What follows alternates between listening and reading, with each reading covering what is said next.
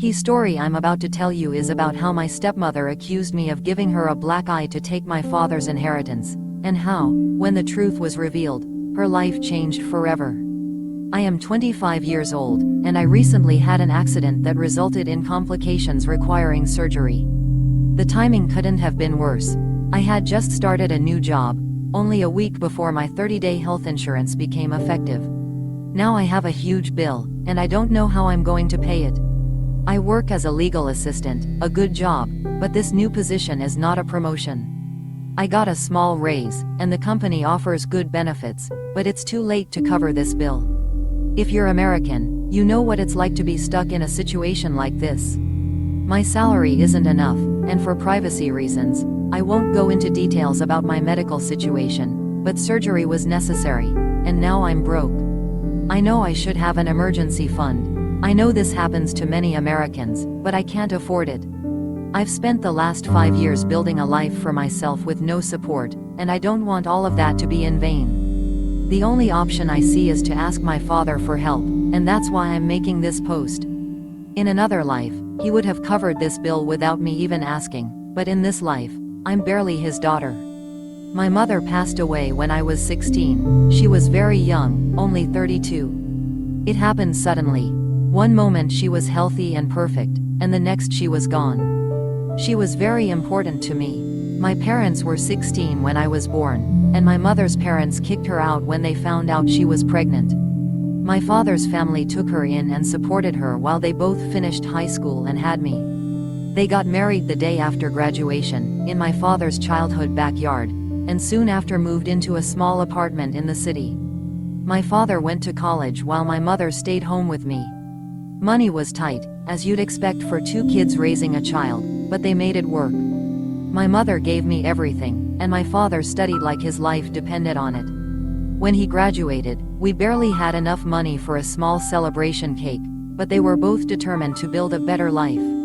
My father worked long hours, doing side jobs to earn a bit more, and my mother supported him in every way, making sure I was okay. Eventually, my father's efforts paid off. He started a small business that grew until it attracted wealthy investors. He sold it when I was 10, and our lives changed overnight. We moved from a small apartment to a nice house. I went to a private school, and my mother finally got the life she deserved. For 4 years, it was like paradise. My father was busier than ever, but we were happy. Then my mother got sick, and suddenly the big, fancy house felt empty. My father panicked. He had never taken care of me on his own, and I was a teenager. While he was busier than ever, when I was almost 17, he married my stepmother, Nina, who had once been his secretary. My father was 33, and Nina was about 22. It wasn't the biggest age gap, but I hated having a stepmother. I didn't need a new mom, I needed my mom. Instead, I got a girl 6 years older than me, pretending to care about me when my father was around. My first mistake was showing my dislike for her before getting to know her. After my mother died, I went through a tough time. I had always been active and played sports, and I guess the adrenaline and stress, combined with my grief, led me to get into a few fights.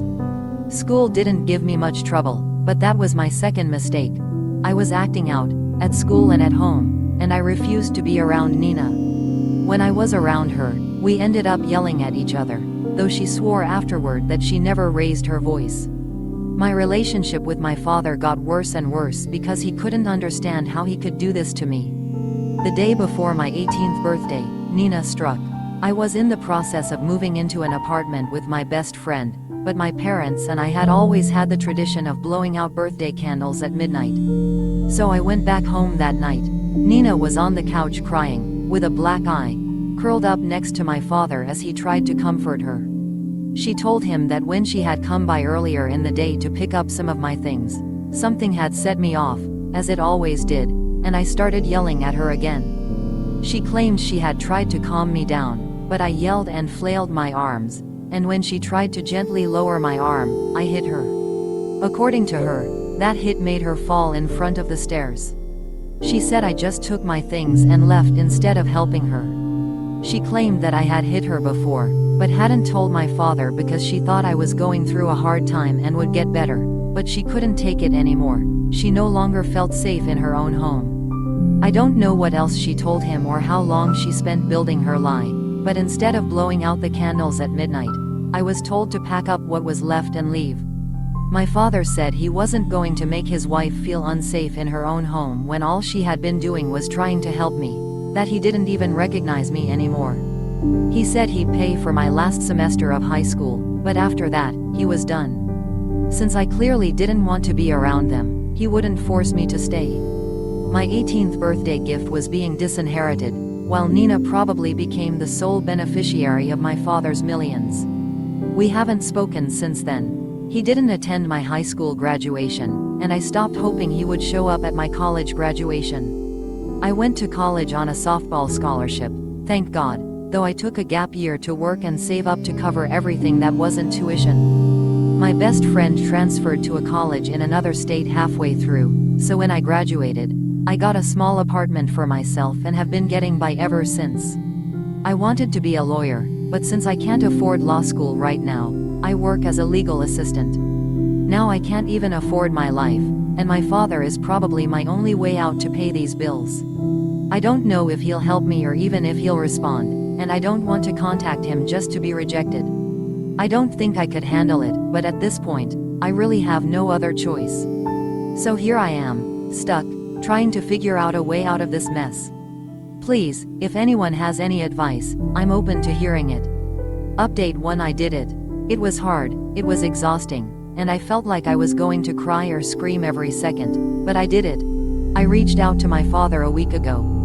I read all the comments, watched every legal and medical video that had anything to do with my situation, and knew contacting him was my only option. One of the people who messaged me put it best: I had nothing to lose and everything to gain. Well, maybe I did have something to lose, the part of my heart that didn't break 5 years ago. But given the circumstances, I wasn't in a position to be delicate about it. 3 horrible, stressful days passed, during which I barely slept and barely did anything other than check my texts, then ironically throw my phone across the room to avoid checking it over and over. But on the 4th day, a response came. He agreed to have lunch with me. We met at a nice cafe near his office, where everything was overpriced, but I ordered a latte anyway, just to have something to hold while I waited for him to come down. I was so nervous I could feel it physically. I had no other choice. He might have taken the word of a woman he barely knew over his own daughter, but he was still my only option. All the pain, anger, confusion, and every other emotion I'd chained up for 5 years tried to come out. I almost threw up when he walked through the door, but I didn't. We just looked at each other for a moment.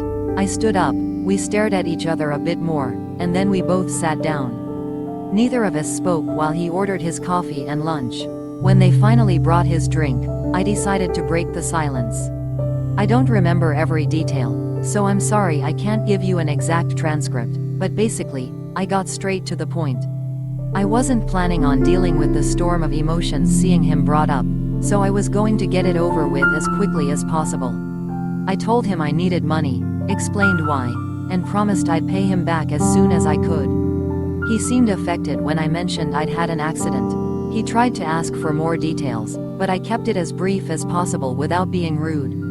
I don't know if it was pity, indifference, or some latent paternal instinct, but he said he was willing to use the college fund he'd set aside for me, the one I never used, to cover all my medical bills.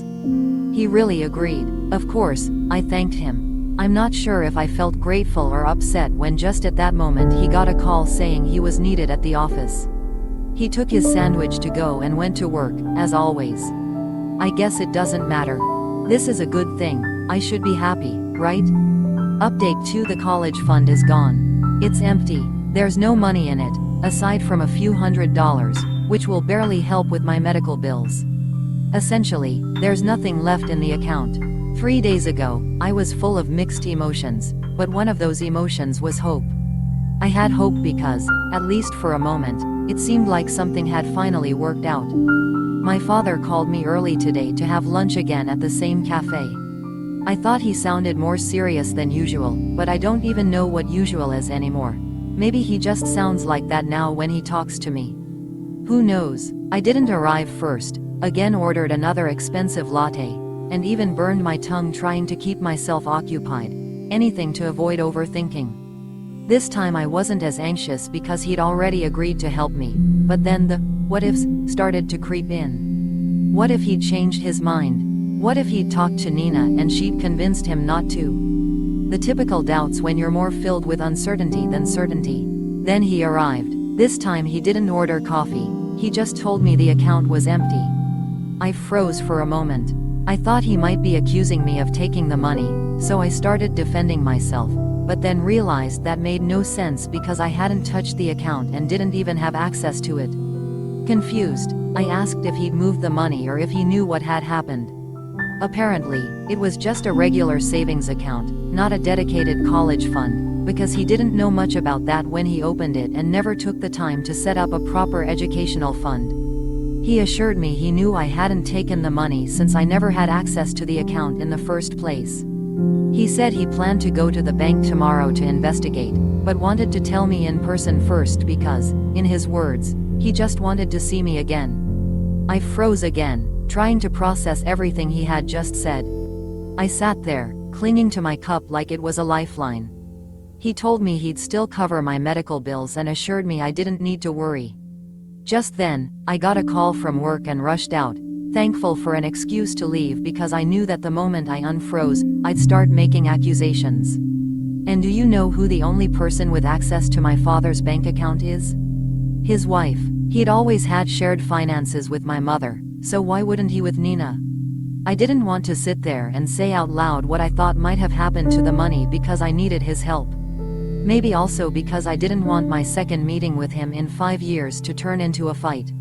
So I just kept quiet and left.